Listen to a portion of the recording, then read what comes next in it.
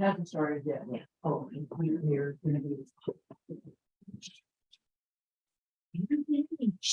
Oh, cool. This is, I'm important to tell you, this is Bernie's. I know, I know.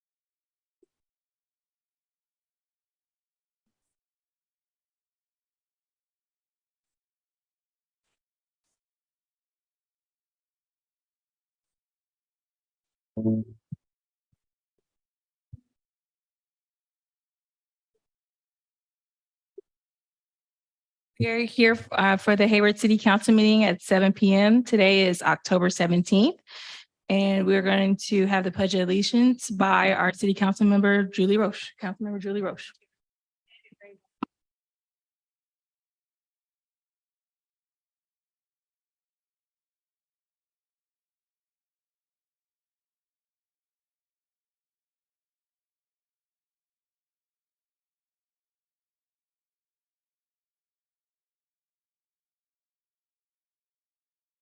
Thank you. City Clerk, can we have a roll call? Yes, yes. Good evening. Councilmember Bonilla Junior, Present. Councilmember Goldstein, absent. Councilmember Roach, Present. Councilmember Syrup, Present. Councilmember Cermeño, Mayor Pro Tem Andrews. Present. Thank you. And Mayor Salinas is absent this evening. Thank you. Thank you. Next, we'll have presentations from our California State Senator Aisha Wahab, legislative update and special presentations for Hayward Evaluation and Response Team, our HEART program, and the Stack Center programs.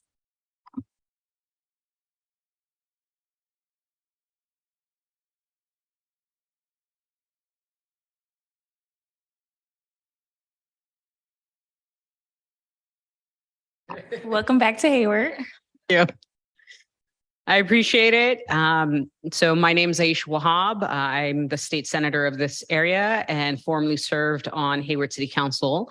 So I'm very happy to be here. I'm also very happy to kind of just go over a little bit of our legislative update and answer any questions you guys may have. Overall, we're going to go over some of the bills that have been authored and signed into law, as well as some that have been co-authored. I want to talk about public safety. I am the chair of public safety. Fentanyl is a big topic of conversation in the state. We are working on that, some of the budget wins and grant wins, and hopefully present you guys a nice fat check. All right.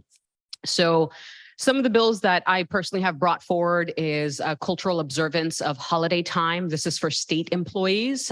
Basically, our district that goes from Hayward all the way down to the northern parts of San Jose. We are very diverse in the Bay Area, and it's about time that our state kind of catches up to some of this. So we have multiple different holidays from all different ethnic communities that are now signed into law.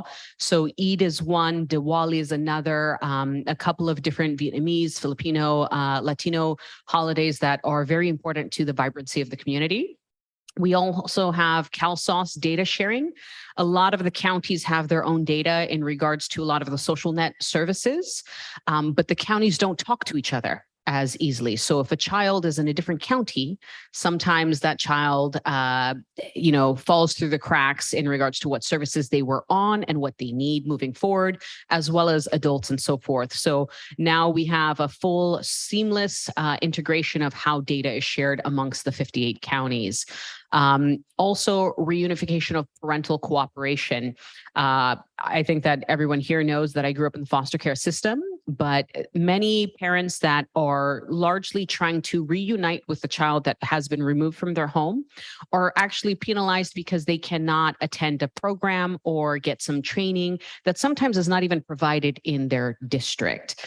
And this largely affects Black and Brown communities. Black and Brown children are largely the individuals in the foster care system. And this kind of removes the presumption of poverty and a lack of will from the parents. So this actually will reunify a lot of kids with their parents quicker. One of the bills that I'm very proud of that Me Too International actually endorsed was the Survivors of Sexual Assault Bill of Rights. This expands the rights of victims and survivors of sexual assault and increases rape kit testing, as well as auditing of that. We need to make sure that it happens in a seamless and timely manner. We've also asked for DSS to create a website dedicated to refugee services, all very single access, streamlining kind of what the state kind of provides. We know in the Bay Area, we have an influx of refugees from not only folks from Ukraine, Afghanistan, Iraq, you name it. We'll probably see more Palestinians and much more given the world right now. And the Stable Affordable Housing Act. This is one of the social housing bills, the only one that got signed into law this year, and it will identify pathways for 1.4 million stable, affordable homes for Californians via public, nonprofit, and cooperative housing production and acquisition. It's not only that we have to build our way out of the housing crisis, but we also need to identify and protect what we do in Hayward. I will say Hayward is a leader, and we had the Housing and Community Development Director here visit Hayward in some of our groundbreaking ceremonies. So I'm very happy to partner with them in a bigger way. We've co-authored and signed into law a number of different bills. One that I will say that Mayor Pro Tem Angela Andrews was very much advocating for. It's SB 673. Senator Bradford and I worked together to basically have an ebony alert, very similar to an amber alert or feather alert. This is specifically if missing Black youth or in the area, you would get an alert that identifies the child. We know this because, hate to say it, but we had our own situation with the young Sophia Mason case, and whatever we can do to kind of increase that, the better. Senator Durazo and I also worked on rent caps and just cause. So a lot of the work that we've done in Hayward, we've tried to bring up to the state level. And we've also, these are all signed into law. The governor did sign every single one of these. We also have a Republican bill, SB 14, regarding human trafficking. This was highly controversial. It was killed a number of times in the year back. I asked Senator Grove to take an amendment to prioritize children. So anyone under the age of 18 that is trafficked, their perpetrator gets punished severely. So we have worked on a number of different things. I'm very proud of this year. In a very short time, we've done a lot of work. As Chair of Public Safety, we've seen over 200 plus bills heard in committee, and roughly 95% of those bills have been passed and moved forward. I will say, as Chair of Public Safety, I spend a lot more time correcting other people's bills to ensure that we are not harming or being punitive to certain communities that we have historically been. And like I said, we worked and co-authored Senator Grove's bill, as well as a number of others, and we're very, very proud of it. I will say that we have something pending for the governor in January, SB 400. It increases police transparency by allowing departments to proactively share why an officer was terminated. Right now, a lot of departments are afraid to actually share to the public why they terminated an officer. But as many of the council members know, in closed session, we know that an officer has a number of rights they go through before a decision is ever made, and the public is still not in the know. And this allows for a very active, proactive police department like the city of Hayward or San Jose that sponsored this legislation to be very public and honest with the public. Fentanyl has been a very big topic in the state. There have been so far 18 bills that have been co-authored and are supported by myself. 6 bills specifically address fentanyl in schools and our colleges and universities. We have supported, for example, Assemblymember Liz Ortega's bill to provide life-saving medication. And so far, 12 of those were signed into law. Some of them are listed here. Substance abuse, and I do just want to highlight that substance abuse, many people think that, okay, it's a drug user, no services, things like that. The honest truth is that it's becoming at such a high rate, fentanyl specifically, on the tip of a pencil, that amount can kill many people actually. And the sad reality is that the highs last for roughly 2 hours. It's very cheap. It's under $5. And it's becoming so apparent and laced in recreational drugs that, many young kids do in college and high school when they're fooling around and so forth. So it's actually killing a lot more people than you can think of. And it's often mixed with powder substances. So as Chair of Public Safety, I have heard and learned a lot. We also, in the Senate Dem Caucus, I sit on the fentanyl working group. So we will have a package of bills that we will be presenting next year. And then for Hayward budget wins, this is why we're really here, right? So the city of Hayward is first and foremost very important to me. And, through this year's budget and with a lot of work from our budget chair and the assembly negotiations and the governor's negotiation, we were able to secure over $3 million specifically for the city of Hayward. $1.2 million for the Hayward Evaluation and Response Teams. This is the HEART program. I'm very proud of the HEART program. And $2.5 million for the Stack Youth and Family Center Phase 2 construction. I know the previous mayor, Mayor Halliday, and Mayor Salinas were demanding more money for the Stack Center, right? And it's very good that we have an individual like myself that is able to understand what the Stack Center will do for the youth in Hayward. So I'm very proud of that. We do have a nice big fat check that we will share. We've also secured the BART board needed some funds for fare gates and other projects and so forth. So we secured roughly $1 million for them. And overall, in this district, in our short, roughly 10 months, we've secured over $10.6 million. That's roughly for the city of Hayward, the county of Santa Clara. We have a reentry program that we awarded $500,000. The city of Santa Clara, $1.8 million for an overnight care locations, all things that we've worked on and cared about. The city of Fremont, the Housing Navigation Center. So we've obviously developed one in Hayward, and other cities are trying to follow suit. $1.5 million for commercial district Wi-Fi access. $1.6 million for the Milpitas SMART program, which is basically transportation and allowing for people of all types of backgrounds be able to get on a local transportation unit. And again, BART, right?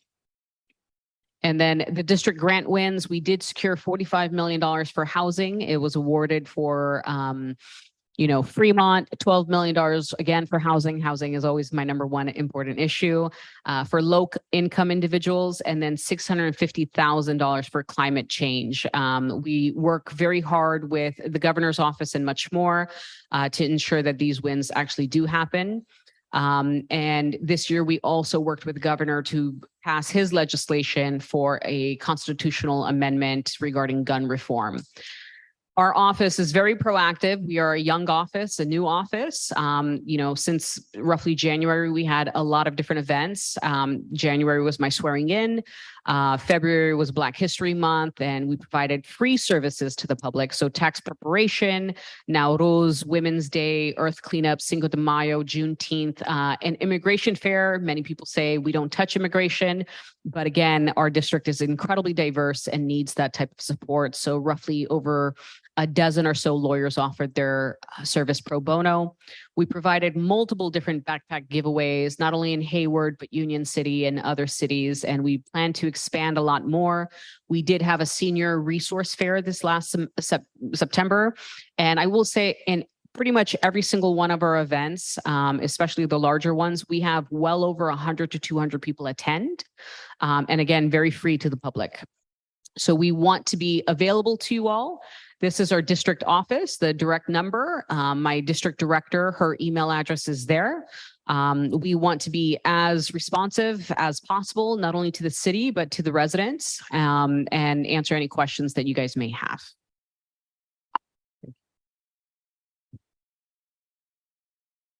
Thank you, Senator Wahab. I think we want to go down and take photos now? Yes.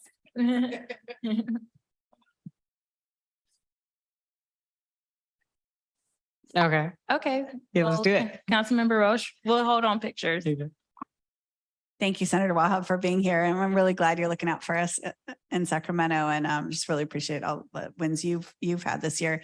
I wanted to ask one thing. Are you guys looking at, these independent regional hospitals? Obviously, we have one here in Hayward, from a state level, because, they're so, there's obviously we need them. And I think the entire infrastructure of hospitals is reliant on independent hospitals like St. Rose. Wondering what you're looking at on a state level there. So we actually have a number of hospitals. I sit on the health committee as well.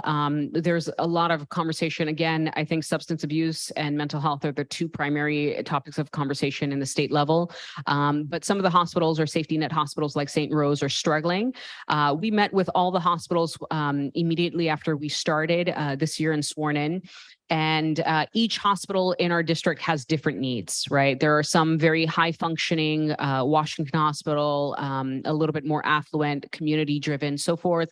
St. Rose, who has historically struggled, as you guys know, and it continues to struggle. There was a grant that was available at the state level that we actually sent. It's called a distressed hospital grant that we sent to every single hospital, but specifically reached out to St. Rose. They were awarded some funds to kind of help them out, but it's not enough, right? And I do believe some of the onus is really on St. Rose and their leadership to kind of prioritize what they can do.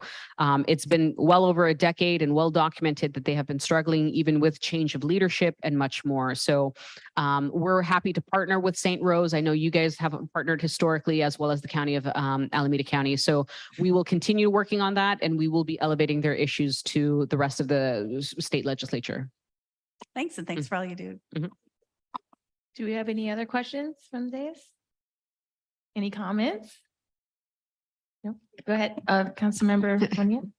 I echo Councilmember Roche's comments. It's so great to see you here today. It's great to see how you're leading from Sacramento, but you're keeping Hayward at the heart of your leadership.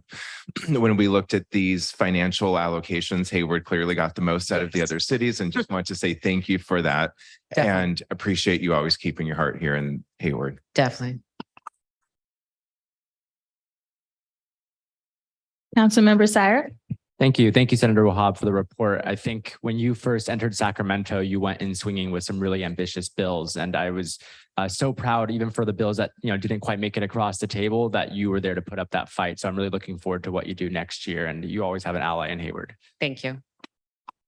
I remember when you were elected, I said, don't forget about Hayward, and you didn't. No, So I did thank you so much. I appreciate your advocacy on providing these vital resources we need for our community, especially with HEART. It is changing the face of public safety. We appreciate you contributing to the Stack Center. That's going to really help South Hayward and really putting a face to understanding the human trafficking issues we're experiencing in our community. And thank you so much for all you're doing and doing in honor of Sophia Mason. So thank you so much. Definitely. I do just want to give you guys all a kudos. Also, our fire department is actually a leader in the state. I have seen our firefighters in the state building multiple times advocating for the model that we have in Hayward. I'm hoping that that expands. And of course, you know, the cases that we have in regards to social services, incredibly important, and housing, you know, will always be important to me. So thank you. We have another comment from Councilmember Zermaino. Thank you for the report. Thank you for the visit. If you have more opportunity, come over in 6 months and give us a report as to what's happening in Sacramento and this area. Perfect. I think people would appreciate it. Definitely. So thank you. Thank you. All right. Any more questions or comments before we take photos? Okay, thank you.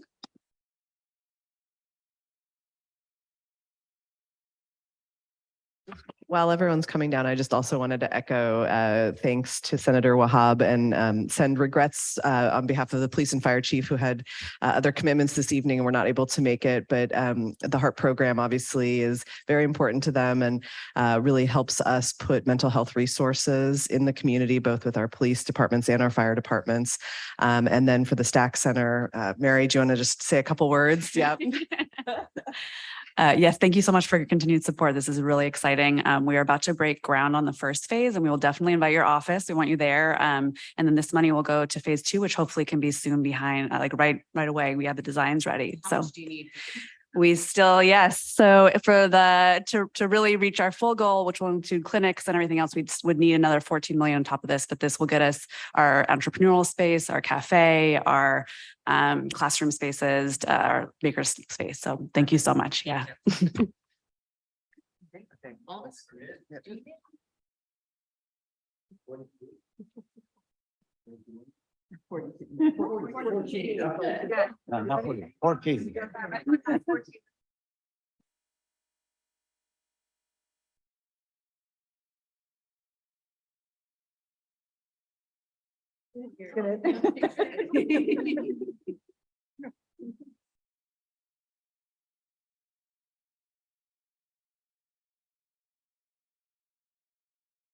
One more.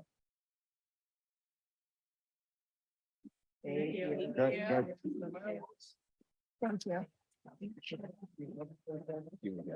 Sorry.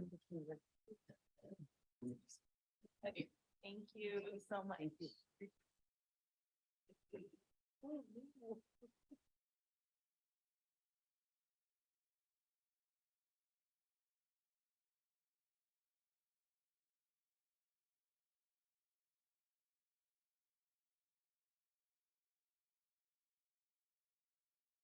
Okay, we're moving on to our next item. And we will move on to public comments, but before we move on, just want to read a statement here. The City Council welcomes comments, including criticism about the policies, procedures, programs, or services of the city, or the acts or omissions of the City Council. Speakers shall not use threatening, profane, or abusive language which disrupts, disturbs, or authorize or otherwise impedes the orderly conduct of a city council. The city is committed to maintaining a workplace free of unlawful harassment and is mindful that city staff regularly attend council meetings. Discriminatory statements or conduct that is hostile, intimidating, or oppressive or abusive is disruptive to the meeting and will not be tolerated.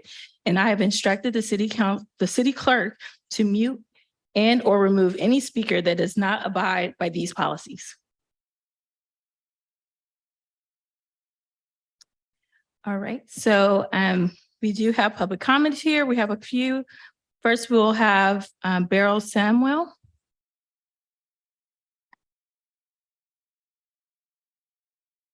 You can come to the dais and the mic is hot, so it is on. So I don't want to get too close to this thing because I know it's very loud.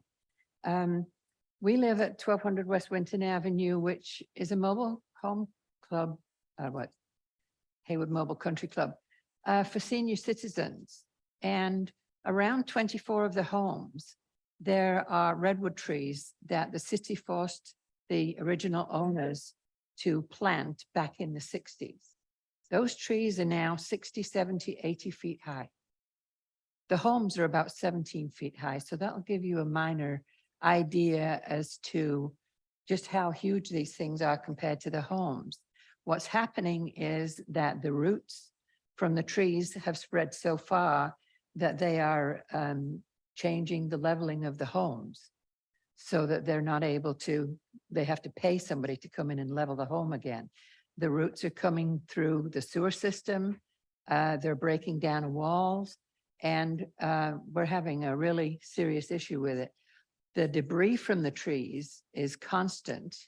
Any kind of wind we get lots of debris coming out of the trees. So that's a serious issue. We can't go climbing up on roofs and carports to get the stuff off the roofs, but we're told it has to come down. We don't have the money to pay somebody on a regular basis. So we've been trying for nearly 2 years to get the council to do something about removing these trees. And I know that the owner has been trying to work with Mayor Salinas. I've been trying to work with Mayor Salinas as well. And I know he's got plenty of things going on. I'm aware of that we're a tiny little hitch in the get along here, but it's a really serious issue. Our biggest thing now is that we know 3 people have come forward. We haven't asked anybody else. Their insurance has been declined. What's happened is a branch comes off the tree, does damage to the house. They have to call the insurance company. The insurance company comes out and repairs the damage. Then they go back. The insurance adjuster comes out, looks at the trees and says, okay, we'll fix this. Your insurance is no longer going to be with us unless we have photographic evidence that these trees are gone. And it is causing an awful lot of trouble.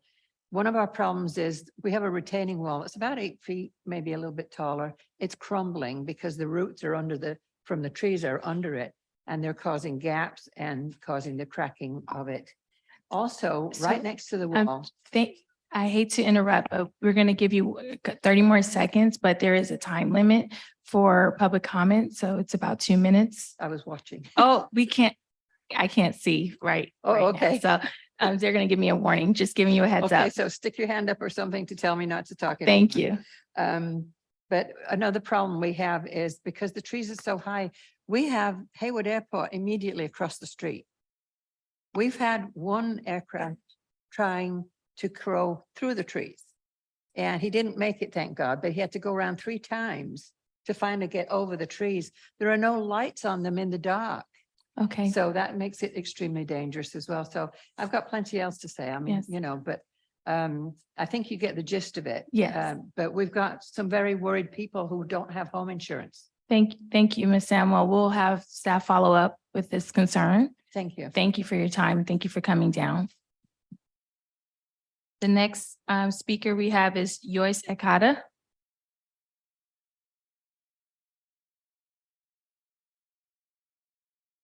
Hello, good evening. Sorry, I'm a little emotional right now. This is my first public comment regarding the accident of my husband, Chris Pena. So my name is Joyce. Today, October 17th, is not only the anniversary of the Loma Prieta earthquake, it is also a special day for me and my husband after the births of our 3 children and the anniversary of our wedding day, which was this past October 14th. October 17th also happens to be the day Chris and I received the keys to our house here in Hayward 25 years ago. And we officially became Hayward residents and homeowners. It's the day we became invested in our neighborhood and our community, and the day we started to build our home and our life together. Just over a month ago, Chris was violently taken from us by a hit-and-run driver going in excess of freeway speeds who has yet to be apprehended. The house we bought together 25 years ago is quiet and empty and lonely now without Chris here. So I'm standing before you here, City Council body, to respectfully ask that a permanent memorial in honor of my husband be installed at the intersection of Mission Boulevard and Orchard Avenue, the location where his life was tragically taken from all of us. It is appropriate and fitting that the memorial take the form of a permanent ghost bike, designed and painted by his children with the support of Bike Hayward. Chris was a lifelong cycling enthusiast who practiced what he preached when it came to respect for the community and the environment. He biked to and from BART to his workplace in Fremont for many years. As a Hayward resident, he recently participated in the public discussions for safety improvements to Campus Drive. And on his bike rides, he was known to bring along plastic bags with him and just pick up litter along his bike routes. On this day, please let October 17th also become known as the day the city of Hayward officially honors my husband, Chris Pena, with a symbol of who he was and his legacy to the Hayward community. Thank you very much. Thank you, Ms. Sakata. I'm sure staff will follow up of what we can do here in Hayward to honor your husband, and I'm so sorry for your loss. The next public speaker is Paul Bono.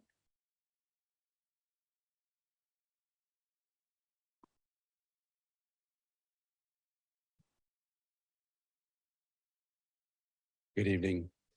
Dear Mayor and Council members, I stand here tonight to ask for your support. Over a month ago, on September 6th, my friend Chris Pena was involved in a traffic collision as he was bicycling home from BART.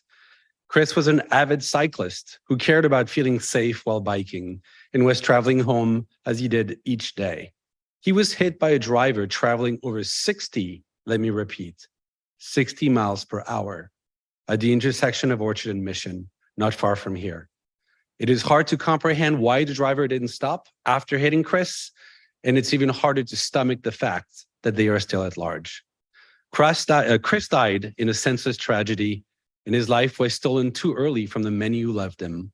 Today, members of his family are here to ask for your leadership in permanently installing a ghost bike and plaque at the intersection of Orchard and Mission, which will serve as a memorial to Chris's death.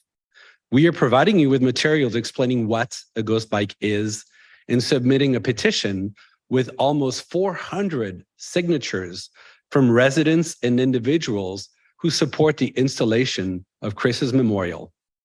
I want to thank Alejandro Hasso and the Bike Hayward Group, Bike East Bay, and the many hundreds of community members and neighbors who have supported Chris's family in our petition during this difficult time. We also want to thank the Hayward Police Department for their investigative work and council member George Syrup for his guidance throughout the process. As I mentioned before, Chris was an avid cyclist and envisioned a world where cycling was safe for everyone. Bicyclists are injured and die in traffic collisions at an alarming and unacceptable rate, oftentimes because our roads are designed for high-speed vehicles instead of human beings. The city of Hayward has made progress in improving its street safety, but more must be done. I ask you to remember Chris and his family as you discuss topics like micromobility, traffic calming, bike infrastructure, pedestrian safety, and more. And remember that your decisions have the ability to save lives. I end where I started. Please support Chris's family by installing a permanent ghost bike memorial for Chris at the intersection of Orchard and Mission. We pray that the driver who struck Chris is brought to justice so that we can begin healing. And we hope that our city is reshaped to be safer for cyclists and pedestrians in Chris's memory. We thank you. I also have printed materials, if I may approach council members and share that with you. Thank you. Thank you. And if we'll leave a copy with our city clerk as well. Thank you.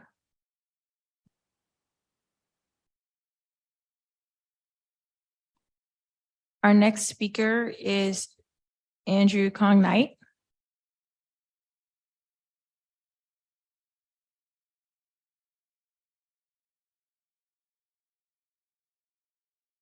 Hi, Hayward City Council. I'm Andrew Kong Knight. I'm I want to do a little survey tonight of how many of you enjoy the murals and members of our public. How many of you enjoy all the murals in downtown Hayward? Can you raise your hand?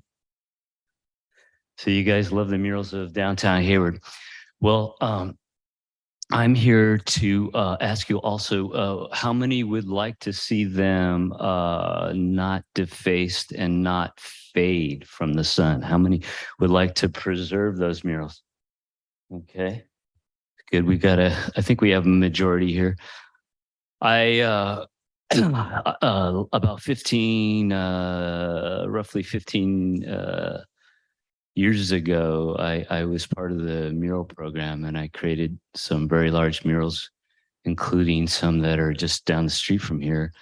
And we put a graffiti varnish on these murals to protect them from the sun. There's a UV protection that we use, but it's only good for 5 years. And it's been close to about 13 years on some of these, 15 years on these murals. So I'm here tonight to request officially, for the record, request a meeting with the city manager to, I would like to help save these murals. I personally worked many years on some of these murals, such as the largest one called the Gateway mural. It looks very small now with the Lincoln Landing, but it used to look very large. It's a city block long and 3 stories high. And I painted it while I was full-time teacher at Hayward High School. And then I created the Hayward Hollywood ones, which took 2 years of my life. And I know they still look pretty fresh and good. Part of the reason was the graffiti varnish that we had on there. But I'm here to offer my services to supervise the saving of the Hayward murals. So I hope we can do that. And it's my hometown. I now live in San Jose, but still keep a art studio here in Hayward. And I love Hayward, and I have seen Hayward downtown flourish. And I was very proud to be part of the mural program. And I'd like to help save the murals of Hayward. All right. Thank you, Mr. Knight. We appreciate your work throughout our city. All right, the next public speaker is Alejandro Jasso on Zoom.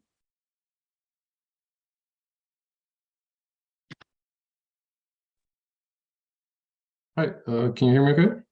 Yes, we can hear you. Okay. Thank you. I'll leave my camera off. Yeah, so thank you for the meeting today, and thank you, Paul and Joyce and Chris's family and friends for going to the meeting and speaking, and also submitting the petition. So we really want to thank them, just for working through these difficult times to ensure Chris's legacy in the cycling, mountain biking, and Hayward community, and just to ensure that he's not forgotten. All of us at Bike Hayward, we also want to ensure that we honor his and all of the pedestrians and cyclists' memory by working with the city of Hayward to improve safety for all modes of transportation. So, please consider this petition, which currently has 381 signatures, in order to install a permanent bike memorial to honor Chris's life. And then, secondly, we also want to emphasize the need for more preventative measures for reducing this type of incidents over more reactive measures such as cameras and more policing. There's a really good example of this down in Fremont, which has implemented a Vision Zero, which has significantly reduced their fatality rates, and it continues to keep these rates below national and state average, as well as below those rates in other cities in the Bay Area. So, please consider that. And we also wanted to make a public comment regarding the micromobility study. We're really happy to Mr. Jasso, if you can refrain from commenting on items that are on the agenda, we'll come back to that item. Okay, thank you. So I just wanted to, I think that's my comment for now. So thank you. Thank you. Are there any more public comments? All right. All right, so we're going to close public comments. The next item is city manager's comments. Thank you, Mayor Pro Tem. I had a couple follow-up comments. Just wanted to again express my condolences to Mr. Pena's family, and we'll be following up with I got contact information, so we'll follow up on the memorial and see what can be done there. So I wanted to just thank everyone for coming and expressing your concerns, and know that our police department is still investigating. There have been some leads and some things that they've discovered. So hopefully we'll be able to find out who caused that accident and be able to follow up and give closure to all of you. I wanted to just note that the mayor and Councilmember Goldstein are absent this evening due to illness, and they send their regrets and apologies for not being here this evening.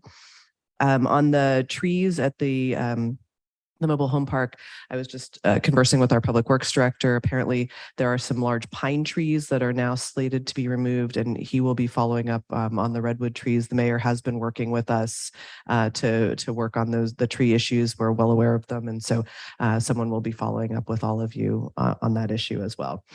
And then lastly, just related, and I know that Mr. Pena had been involved in the Campus Drive improvements. Just wanted to let everyone know that the final striping installation of the permanent bollards on Campus Drive was completed last week. And so we're very pleased that that phase of the project is complete, and hopefully those traffic calming installations will help slow traffic down, at least on Campus Drive. And I know we have a lot more work to do on traffic calming throughout the city, and so as a resident here myself, I see it a lot and experience it myself. And so know that we're working on those. And we are also coordinating with AC Transit in the community for a southbound bus stop on Campus Drive that would approach the campus Highland Boulevard. So we could relocate that further south, which would provide better and safer access there as well. So just wanted to share that with the community. And please feel free to follow up if you have additional comments on the Campus Drive improvements. So thank you all this evening, and I'll follow up with Mr. Knight on the mural coating as well. Thank you all. Thank you. Next, we'll move on to action items.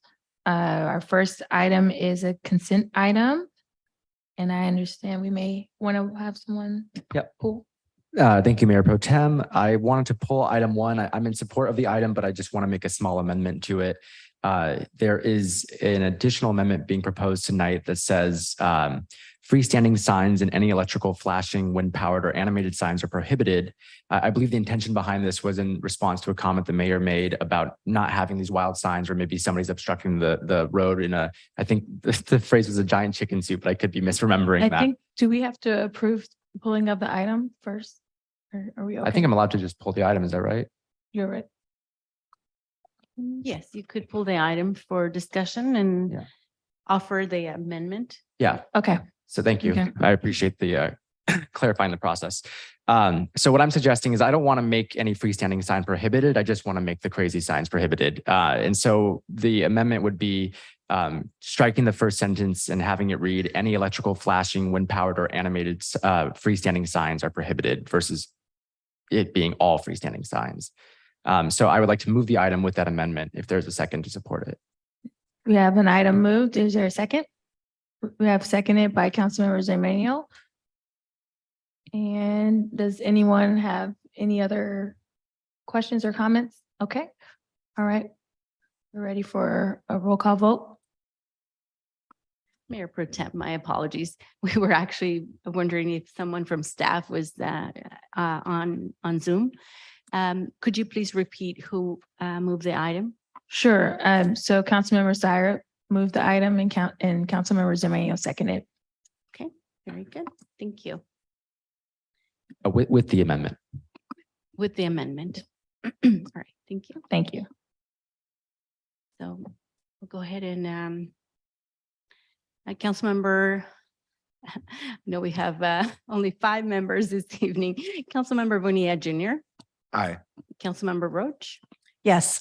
Councilmember Syrup. Yes. Councilmember Zermaniel. Mayor Pro Tem Andrews. Aye, and the item passes. Next, we'll move on to our public hearing item on micromobility feasibility study.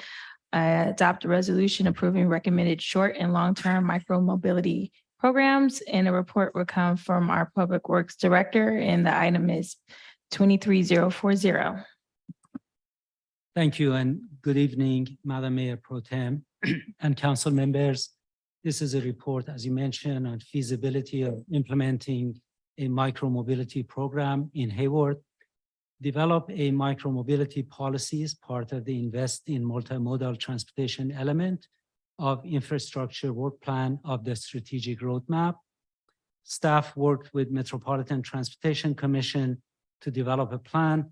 Kathy Garcia, Deputy Director of Public Works, is online to present the item.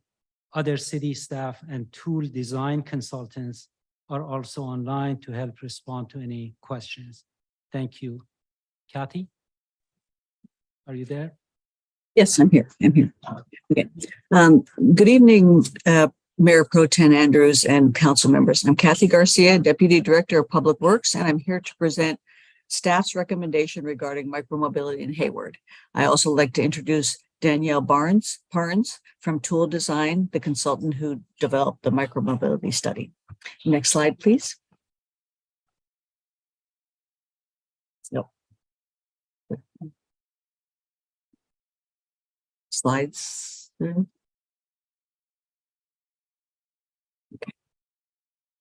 Yeah, I'll continue without the slides then. Okay. Oh, there we go. Okay. Just one second, Kathy, it's coming. Okay.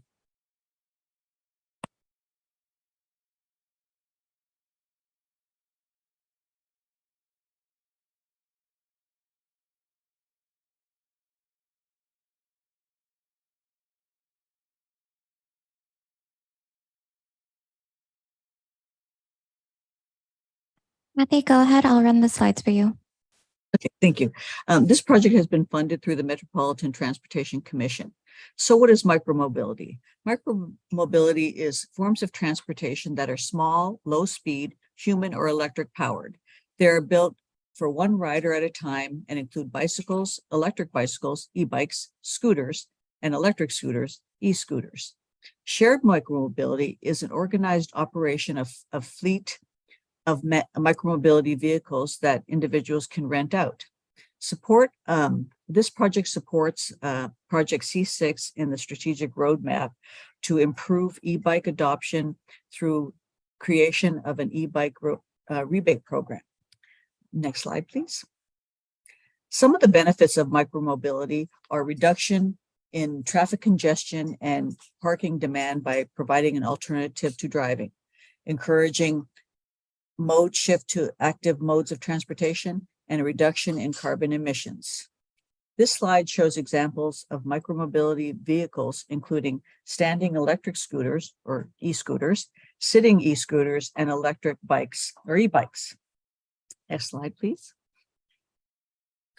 Here are examples of shared micromobility systems: docked, where there are permanent structures to park the micromobility vehicles; dockless, where micromobility vehicles can be parked anywhere; and hybrid of docked and dockless; and a library where vehicles can be checked out. Next slide, please.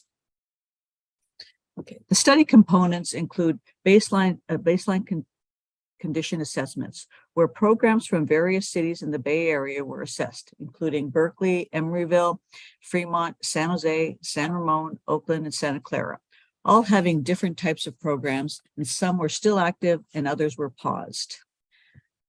Another component was outreach and engagement, including a survey, project website, project flyer, tabling events, the Hayward Farmers Market, and South Hayward BART Station. Email outreach and social media. 236 people engaged directly with the study and over 2,000 engaged indirectly through online outreach. A majority were in favor of a shared micromobility program. 121 people participated in the survey. 69% were in favor of a shared micromobility program and 31% were against it. At the tabling events, 115 people were engaged, 106 flyers were distributed. 75% were in favor of a shared micromobility program and 25% were against. Other components of the study included evaluation of shared micromobility options, recommendations, and implementation plan. Next slide, please.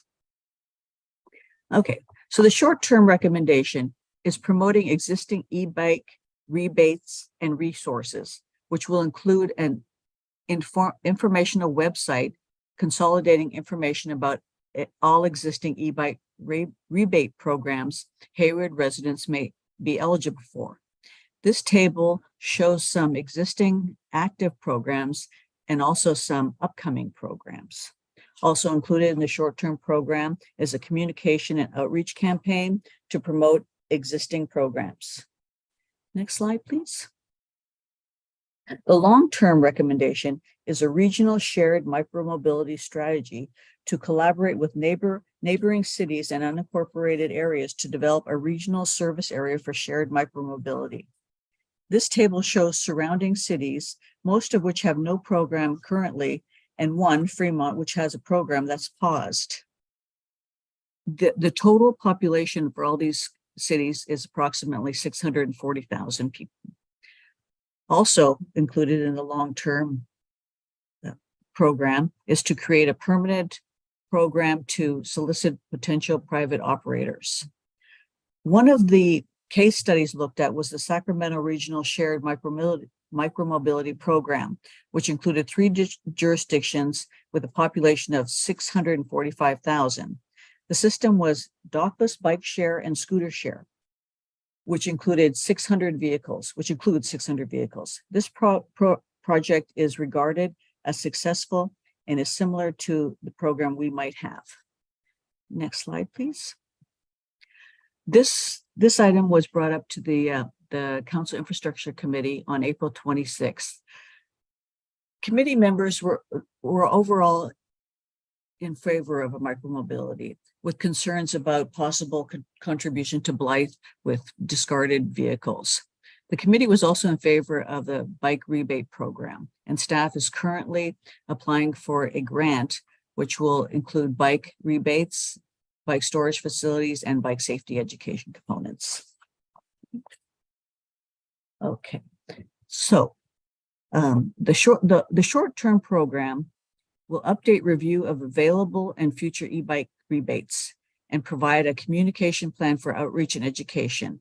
If council approves the staff's recommendation, the long-term program will plan the next steps for connecting with other jurisdictions and potential providers and work on high-level program recommendations. Next step. And we're here for your questions. Thank you. Thank you, Ms. Garcia. First, we'll take questions from the dais. First, we'll have Councilmember Francisco Zumaya. Thank you. Let's see. Thank you for the report. Question is one. So we have the funds for the short-term program through MTC. Is that correct? That's correct. Okay. So not at the moment, nothing from the general fund. No. Okay, that's good then. Is there this is a little more complex. Have we done a study of how many possible cars would not be on the road because of a short-term program? Has that been done? We have not done that study. Okay. Is that something that we foresee doing perhaps? We can get in touch with ACTC and others that have experience regarding this and see if we can get an answer for you. Okay. I think that once we go into the educational aspect, would we consider then including that particular number in the educational flyers? Right. It would be good. I think it would be a good idea too. Okay. Would some of these funds also, could they be used to put more green bike pathways? Is that possible? So for that, we have funds that are dedicated to bike and ped, and that is from our Measure BB. That's the funds that we use to implement bike lanes and green bike lanes, as you mentioned. Okay. So we are doing that on a regular basis. As you know, we completed the Patrick Avenue bike lane. We are now looking at extending that through Gadding. That's just one example of where we are using Okay. funds to implement. So it's possible to have both of these programs running at the same time? almost? Correct. Okay, correct. that would be optimum. Okay, thank you. Thank you. Thank you, Madam Pro Tem Mayor. Thank you. Next, we'll have Councilmember Roche. Thank you. Yeah, thank you for the report, and I'm in favor of the clearinghouse because it's really just helping residents benefit from programs that are already out there, is my understanding. And I'm wondering, what are the rebate programs? I know EBC is going to come on within our AVA has a bite rebate program. Are there other programs that you know of that you're considering part of this clearinghouse? I'd like to refer to Danielle Parnes for this question, please. Yeah, sure. Yeah, there are a number of both local, statewide and federal programs that we have collected. Those are changing frequently and new ones are coming out, which is why we think it's really important to have the central place where we can share that information out. But yeah, we have a full list of the ones that are existing at the time of this study in the report. Okay, and where will the clearinghouse be held? Where is it? What department is it housed under? It's going to be in Public Works and Utilities Department. Okay, and then I was wondering, if we're going to roll out the program, that we also roll it out with some marketing campaign about the pathways for biking that we have around town. Because people focus, I do on Mission Boulevard, which is so congested, but to understand that you can come off Mission Boulevard to some dedicated pathways that we have around town, or maybe some signage with it or something might be helpful. Absolutely. And I just wanted to mention that we are working with ACTC as we speak to implement a substitute for East Bay Greenway, which is going to implement a long bikeway that goes from Mission Boulevard at the intersection of A Street, connect to the downtown BART station, go down, if the alignment is going to stay, go down Grant Avenue and then cross Jackson, eventually go to Silva and Sycamore, and then go down to Whitman all the way to South Hayward BART station. So that is going to be a modern bike lane that is going to be in addition to everything else that we are doing regarding our bike lane implementation program. Thanks, that's great. Yeah, and to have some, really clear marking of that so that, Absolutely. because you just named a lot of streets, right? I wouldn't know how to get there unless I had some easy map, some, marketing that goes out in our stack letter and all the ways we reach people together with that. And then I wanted to ask, what are AC Transit and BART doing in this area, using these devices to get people that last mile? Where are they in this conversation as far as providing, charging stations and things like that? I know we're talking about that in the second phase of this program, but if we're going to give people, or, if we're going to encourage people to adopt these devices, that what are we doing? What regionally is happening to help people charge them? Kathy, you want to take that question? I don't quite know. I know that they're working on the last mile is a big program with ACTC, but the actual details of the program I am not familiar with right now. Or BART, because it seems like we're asking people to take, to find a way to do that last mile so they're not driving everywhere. But if BART and AC Transit are not providing either the ability to bring them on, which I think some cars are and some aren't, but just that there's charging or docking at these stations. But it sounds like we don't have an answer to that. Okay, let's see. I guess, yeah, I can see why there was some reluctance from the committee about the second phase, because I know it sounds like cities are really struggling with this. We know it sounds like a docking station version of bike infrastructure is the right way to go, but cities are struggling with that, and some are caving, not happening anymore because of the companies.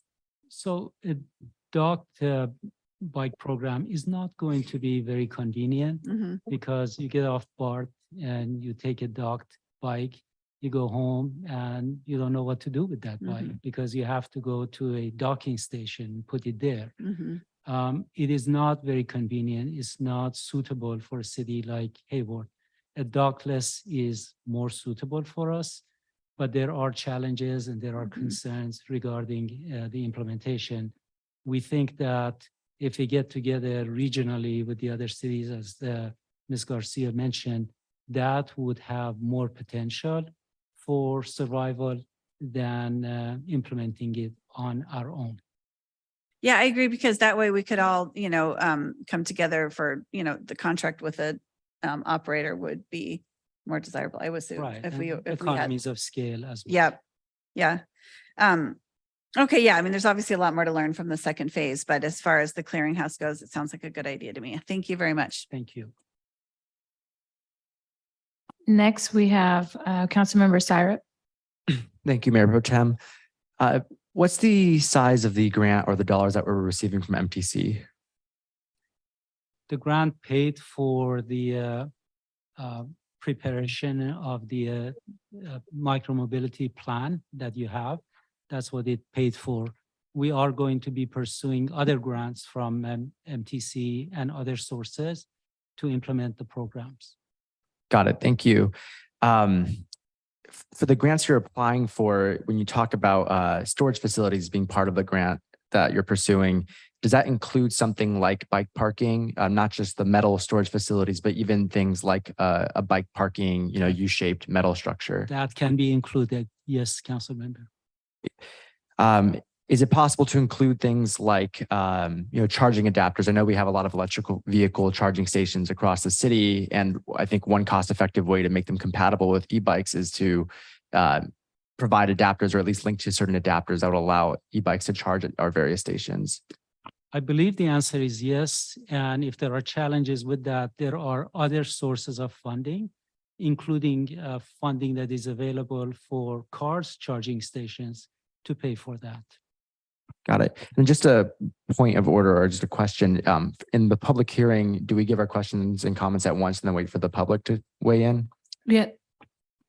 So we're just waiting for questions right now. So if it's a work session, you can do both, but public hearing is question. So I'll reserve my comments for later, but thank you for the report, and I'm really excited about this. All right, Councilmember Bonilla. Thank you, Mayor Pro Tem Andrews. I know that we're looking at sort of regional partnerships for this long-term program implementation approach. Have we had any discussions with these regional partners, and generally, have we heard any sentiments from them regarding their willingness to participate? I know Fremont has their own program, but I mean, are they and others that are included in this regional partnership? Any discussions occurred in general sentiments that we've heard from them? Not officially. We've had some conversations at the staff level about implementing a program together. Got it. So we're going to have to kind of check the feasibility of this regional partnership as part of the work we're doing in phase 2. Correct. Sounds good. I also had some questions around what we were doing to improve safety for pedestrian and cyclists as we, expand this micro mobility program, but those were addressed with your, the way that you addressed Commissioner Roche's question. So thank you. Councilmember Roche's questions. Let's see here. So in the report, it talks about the reasons and concerns of other comparable cities, some issues they've had with this program. When we said the operators are not able to provide service continuity, can you just expand on what that means a little bit more? So they start with good intentions and they bring bikes and they start the program. But because of different reasons, including lack of demand, including the concerns related to dumping these vehicles at different locations and what it takes to collect them, they decide that it is not profitable for them to continue operating, and the level of service goes down, and eventually the program comes to a stop. Got it. Thank you for that clarification. It says in the report that staff is currently applying for grants that include bike rebates, storage facilities, and educational components. How much money are we going after there, or kind of what is the opportunity we're looking at? So different sources have different amounts. We are in conversation with ACTC and other sources to see what is available and what we can apply for. Okay, thank you for that. I also, I know that this recommendation is focused on e-bikes. Any reason why we're not including regular bikes as well? Oh, we need to include regular bikes. Regular bikes are going to be included in the program. Excellent. Excellent. And then when we talk about this clearinghouse having, information in one central location, just making sure that information is available in as many languages as possible. Absolutely. Great. And then as far as the long-term plan, do we have a rough timeline on kind of when we're looking at what long-term means? During the short-term program, we are going to investigate the feasibility, reach out to other cities, have conversations with them, and come back and prepare a report and give it to Council Infrastructure Committee and get some feedback from them. We'll be happy to inform council at that time. Great. And just to clarify, even though this says create an e-bike rebate clearinghouse, it's going to be a bike clearinghouse that includes e-bikes as well. Correct. Excellent. Thank you so much for that. Thank you. Those are all my questions. Thank you, Mayor Pro Tem. Thank you. I have a few questions I wanted to ask. For Fremont, you said the program paused. Yeah. Did they give you any indication of when it'll be unpaused? I don't have that Not yet, information. right? But Okay. we can reach out to them and find out if they have a plan to bring it back. Okay, and it looks like they work with a company named Hopper, and I'm just wondering if that program or company still is around. Just curious because their website was pretty sparse on information, Usually, particularly on the municipality section. yeah, these companies are around, but they operate in cities that are denser, Okay, or as you know, have are touristy and have a different character than regular cities like Hayward. okay. Mhm. Would you say scrappy as one news article has called us? Scruffy, that's what they said? Okay. Was curious to see if we were considering, just so I do sit on the CIC, but we were wondering about locations of where we could have docking stations if we were to revisit that idea. I know we're not a dense city, but we would like to consider what are some of the hot spots people will go to if they were coming from BART, and just wanted to know if we would consider hotels, some of our larger employers, could they be docking stations where Illumina will have a docking station from BART and you can go back and forth in between those two stations? Just wondering if we were considering those kinds of locations. Yeah, there may be some opportunities for that. I can tell you that docked biking stations were implemented in some cities, including Mountain View, Palo Alto, Redwood City, and basically they did not succeed. The program was scrapped after a couple of years, but there are situations that we can't have that. One place that comes to mind is probably the university. If students want to, use the bikes, go somewhere, go downtown, and then go back to the docking station. Okay. And then wanted to know about the clearinghouse. Wanted to see if we would consider putting information at our bike store downtown, as well as the library. And then even some of our larger retail outlets like Southland Mall. Can we consider those locations? Great suggestions, yes. Okay, all right. All right, so next we'll move on. We're gonna close questions and we're gonna move on to public comment. I still have Paul Bunnell on my list. I believe he's stepped out, so we'll move on. Next, we'll go to Zoom and we have Alejandro Jasso. Hi, thank you. And thanks again for doing this study. We're also very excited about it.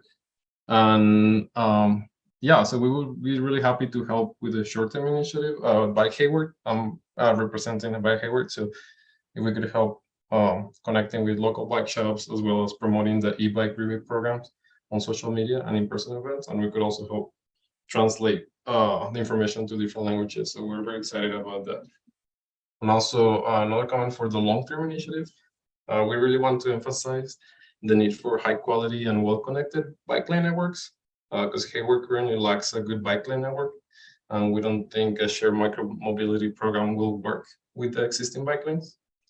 So yeah, but regardless of whether a shared mobility program like this is implemented, we still think that there's a huge need to implement a secure and well-connected bike lane network. So this will also increase the benefits of the short-term initiatives, and also, prevent incidents like the loss of Chris Peña as he was biking home from work. So yeah, thank you for working on this and for all the work. Thank you, Mr. Josso. Next, we'll move on to comments. Any comments? First, we'll have Councilmember Syrup.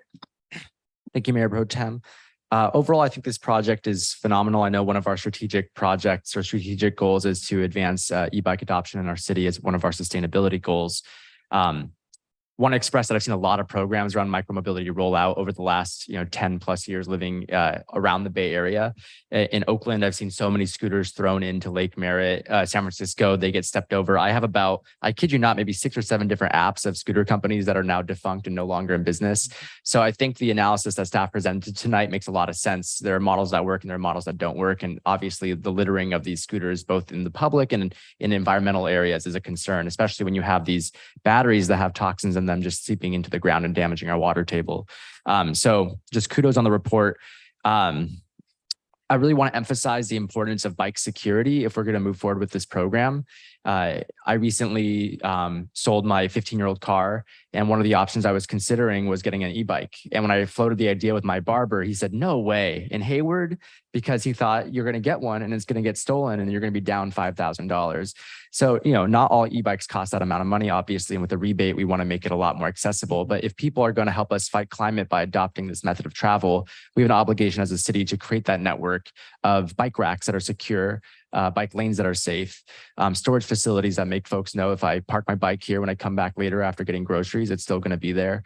And so I really encourage you in this short-term phase to begin some planning as well around, biking hotspots and routes, and making sure folks can comfortably and securely store their bikes as they go about their daily activities wherever they're headed to.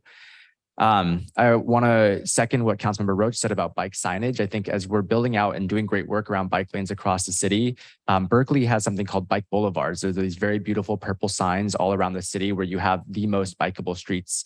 We should celebrate the same thing, especially when we're spending a lot of effort to repave and create these safe bike lanes across the city. So any way we can incorporate that in the short to long term, and maybe that's from the capital improvement funds and maybe not from this grant specifically, but really making sure that we're wrapping around the infrastructure that comes with more folks adopting bikes is, I think, the gist that I'm trying to get at here. Lastly, I think as far as the long term goes, I really like what you mentioned about identifying locations where docking makes sense. I think somewhere like university campus, especially one on top of a hill, maybe they're checking out an e-bike and that helps them get down and back up again. That would be great.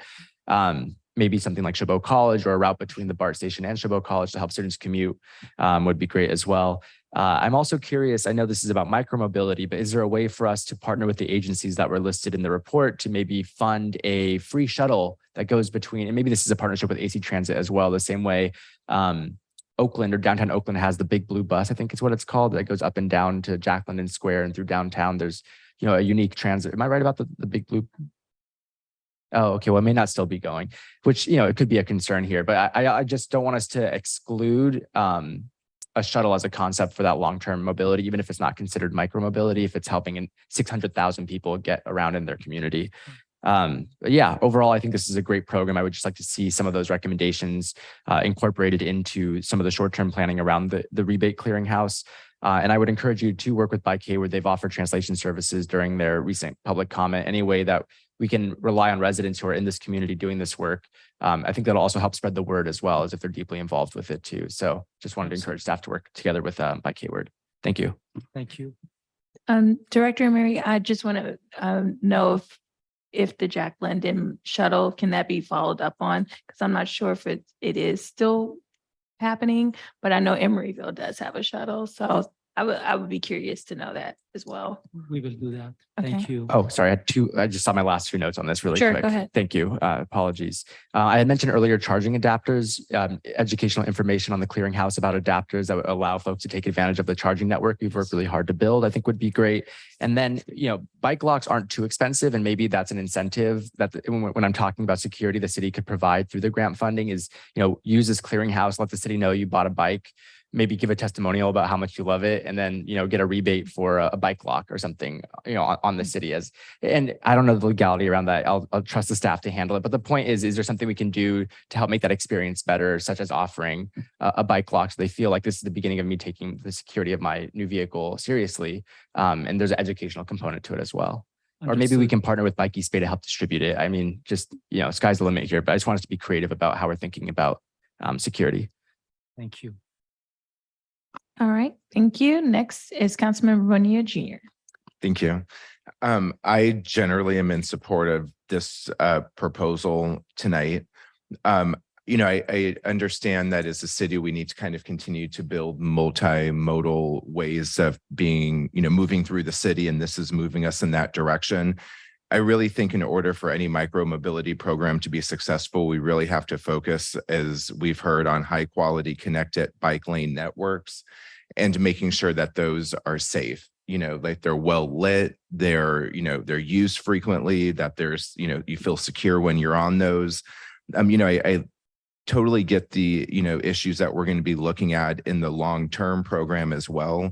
But again, I think, for anyone to feel comfortable riding these bikes or e-bikes or whatever sort of multimodal transportation we're going to be bringing into the city, we just need to make sure that we have clear networks for them to use to get around and that those are safe. I also, echo the sentiments around bike safety, making sure that we have places to, store these bikes, to lock them up, is important. But overall, I think that this is moving us in the right direction, and I'll be supporting the recommendation tonight. Thank you again for the report. Thank you very much. Thank you. Next is Councilmember Zemeno. Thank you very much. And I like the presentation. It's very thorough, so thank you. Just a couple of notes. The two notes that are important in the report: it reduces carbon emission and traffic congestion. That's, we got to make sure we point that out all the time. Let's see, the short term is a good one, and we need to ensure that we work on the long term also for it to be successful. That's close to 1 million people in this regional. So it's a regional solution to a problem, which would reach close to 1 million folks. So that's excellent. So that's that, the shared micromobility program, that's long term. Excellent. Let's see. Going back to my colleague Sarip's comment about in Hayward, you're going to get a bike stolen. Well, stolen bicycles is a regional Bay Area issue all over the place. We just want to make sure that we have sturdy locks.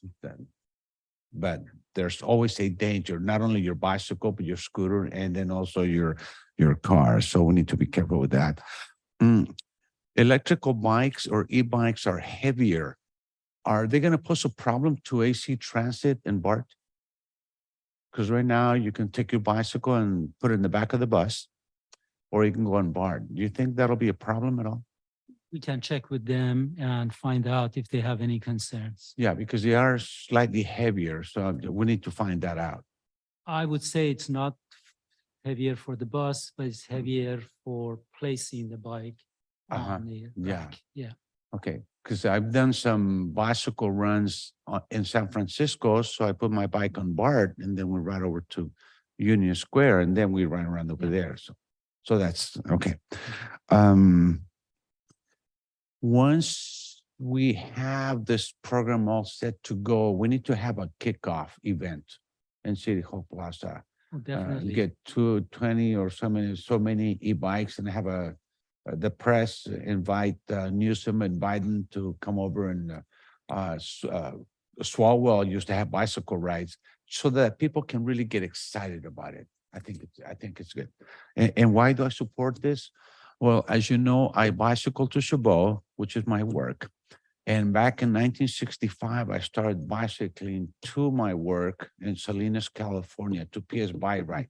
And then, of course, a UCSB, that's what you had. Exactly. And then I rode a bicycle from LA to San Francisco. So bicycling, it really is something good for, I mean, talk about health, well, et cetera. Most people know that the benefits of bicycling. So thank you for doing this. I just want to make sure that we have more green bicycle pathways. I like the comments of well-lit. The idea from Berkeley that colleague Sarah mentioned that the purple signage. Okay, I haven't seen those. Yeah, that's good. It's differentiates it from the green and the oranges, etc. And I remember one comment from a bicycle rider. He says, you know, Francisco, you keep talking about green bicycle ways, but still dangerous. Yeah, I know you can be hit anytime, anywhere, whether you're in the green or in the gray or in the concrete, but still it gives a warning to drivers, a possible warning to drivers that this is an area for bicycles. Right. So yes, you may get hit, but still, you know, as we saw from Mr. Peña, unfortunately. Mhm. Okay, so thank you for doing this program and let's make sure that it does succeed. Thank So you. thank you. And if you need any help from me, you know where I am. Absolutely. All right. Thank you. Next, Councilmember Roche. Thank you. I think I kind of jumped the agenda earlier and gave some of my opinions, but so I'm in support of the recommendation here. And I wanted to ask with the clearinghouse, if we could also include information, and I think maybe Councilmember Syra talked about this, but education on charging, because I was looking at an article and New York City is doing a project to provide charging stations at multi-housing facilities because they've seen, you know, fires related to lithium battery charging.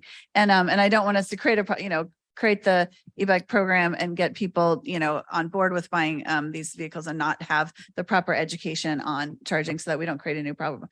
So I would like to see us provide information with the clearinghouse and then in the future, really focus on the multi-housing facilities for electric charging hubs to begin with, just as charging facilities, not even necessarily like docking to get you from one place to another as a program, but just that there's some sort of external charging ability. So everyone's not bringing in their bikes inside and charging and potentially causing an issue internally. Right.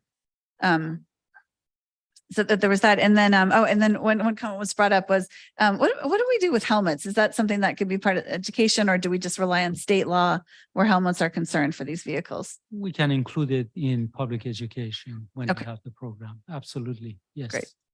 Yeah, because I know in some of these programs, people get excited and they get on their scooter and they don't really know what they're doing. And so, yeah, They to go have, very fast. Yeah. I know. Mhm. It can be really difficult. So I think that's all I have now. Thank you. Thanks again. Thank you. Councilmember Zermaino.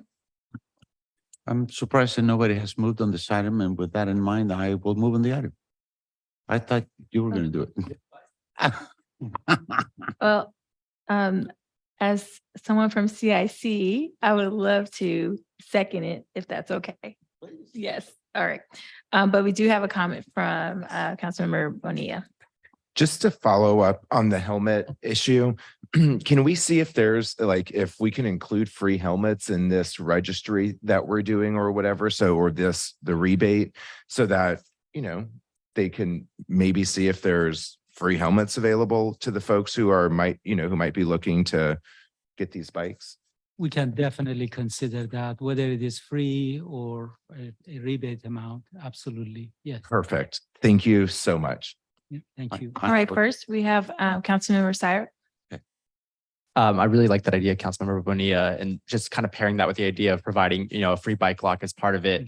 When we did our economic recovery program and we were offering the $100 free gift card, if you buy the $100 gift card, I mean, that was a hit with Hayward residents. And so I think this idea where, you know, if you're thinking or you're kind of on the fence about getting an e-bike and you see this rebate and, you know, the city of Hayward's going to have your back with safety and security, I think that would, you know, incentivize and compel a lot of people to consider it as an option. So I really like the addition of the helmet. Councilmember Zermaino. Thank you for the comment, colleague Bonilla. Actually, we had to contact the Supervisor Lisa Marquez, who knows how to get free helmets all the time. She gets them for the All America Festival every June. So thank you. All right. And the last comment, right, from Councilmember Sykes? Sorry, I just love this topic. I just want to share that Bike Hayward in the past had already done an e-bike safety program or class at the Rotunda a few weeks back. And so just in the spirit of working with them to help with our educational program, they have experience leading e-bike safety classes already. And rather than just having it be online, I think having some in-person components to this, especially if folks are volunteering their labor, would be a great addition to have people bring their bikes out, build community, and learn that safety firsthand in person. Thanks. Thank you. And one last comment from Councilmember Zermania. This is an exciting. Have we contacted Benjamin yet, the psychopath, on this? Not yet. Okay, so but, let's make sure that we do that, He's please. foremost on our Yes, mind. right, excellent. And tell him to put a second store over in South Hayward on Tennyson Road, please. All right, so I have comments as well.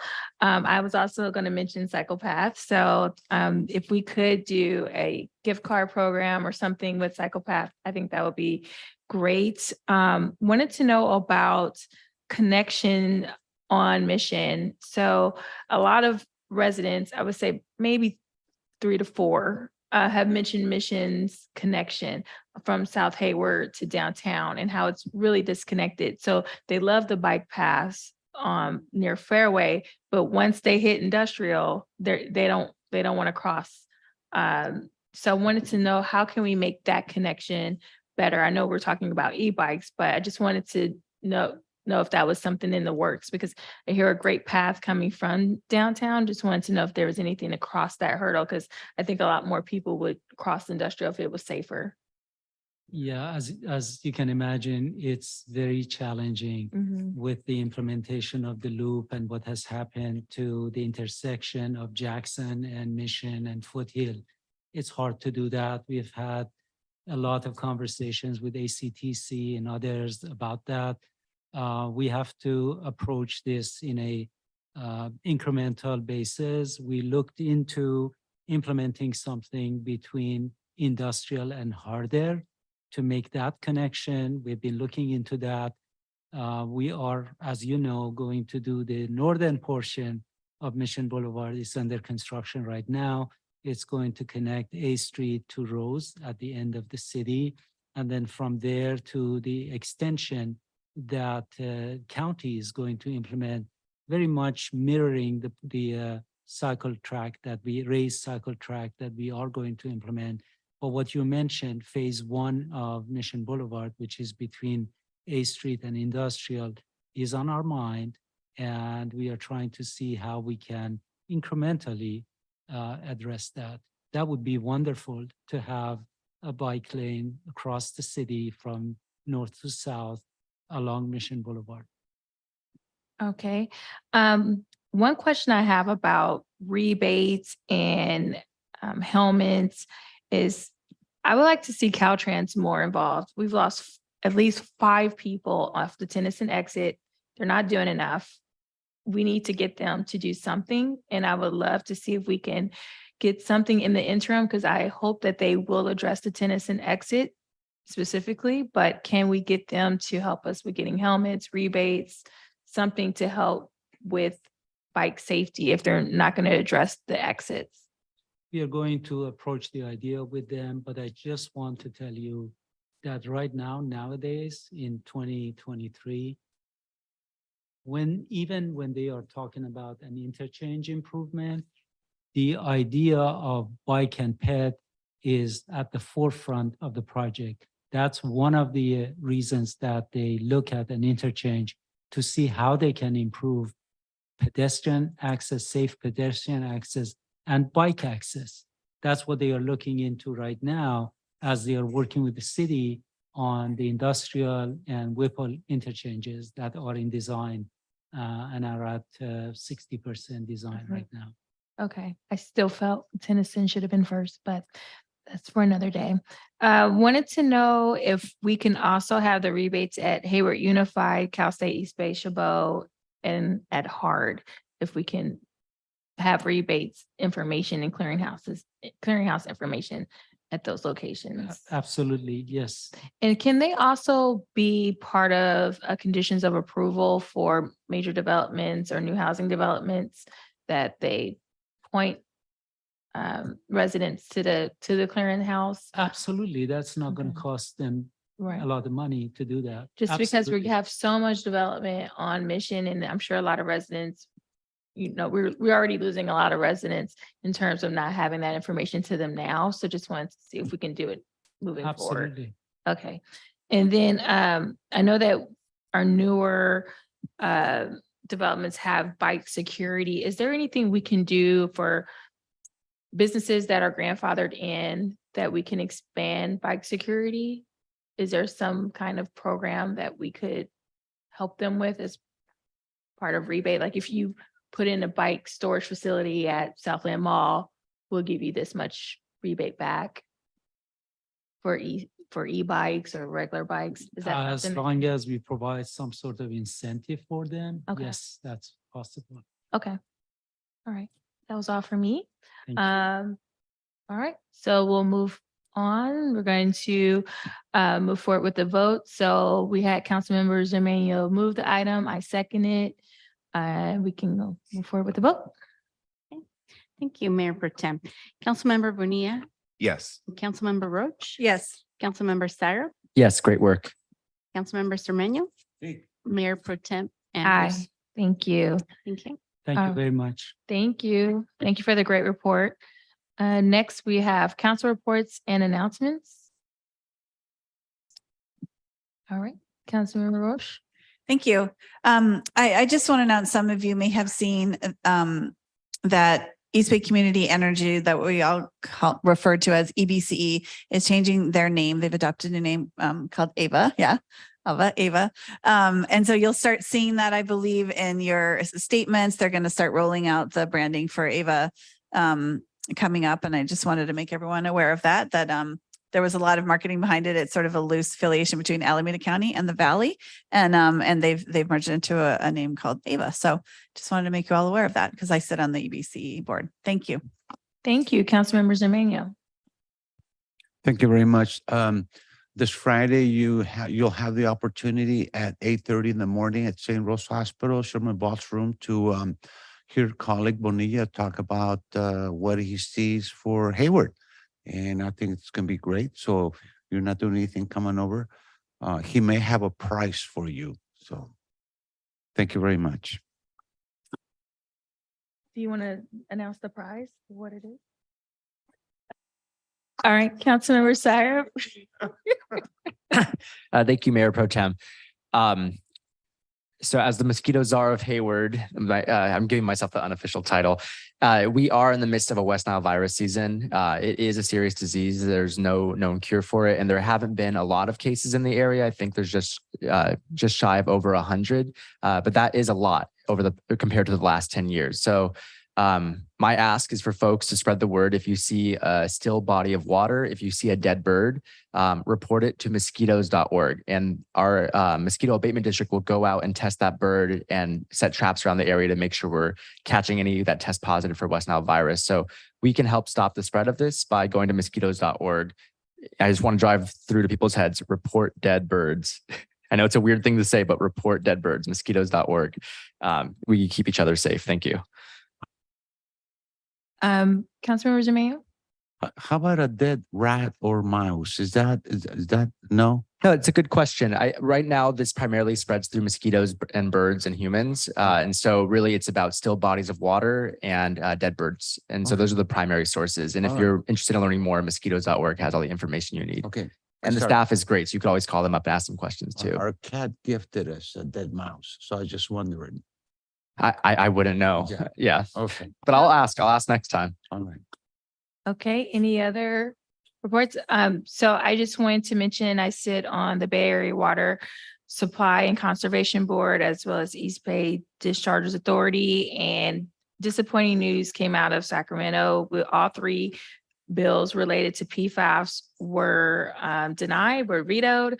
And we we are very concerned about PFAS entering our water supply and the ability to filter out PFAS out of our wastewater. So just wanted to make that announcement. I'm extremely disappointed in hearing that. Also, on more fun news that will help make up for damaging the environment, we will have a cleanup at Tennyson Park, October 28th, 8:30 to 12. It's around Halloween, so I guess you can wear a costume if you want to do that. I might do that. So please join us. We look forward to cleaning up our community in South Hayward. Any other comments? Okay, we'll move forward to the next item. Council referrals, none. All right, and the meeting is adjourned at 8:40. All right, I get to bang this.